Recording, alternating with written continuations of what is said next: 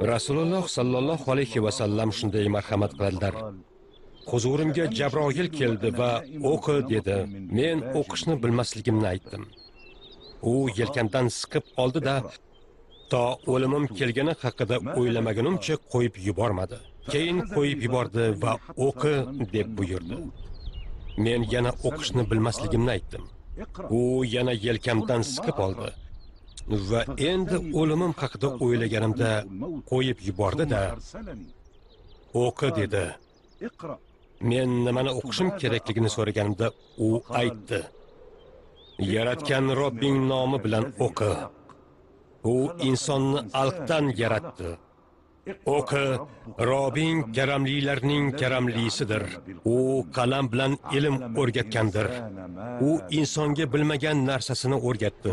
Men o'qidim va tugatganimdan so'ng u meni qo'yib yubordi va ketdi. Uyg'onib o'rnimdan turganimda bularning bari yuragimga yozilib qolgandek tuyulardi.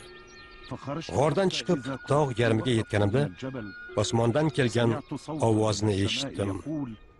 O Muhammad, sen Allohning elchisisan, men esa Jabroilman. Nigohimni osmonga qaratib, men shu paytgacha ko'rmagan ajabtovur qanotlari bor ulkan bir xilqatni ko'rdim. U butun ufqni to'sib turardi. O Muhammad, sen Allohning elchisisan, men esa Jabroilman dedi. Joyimdan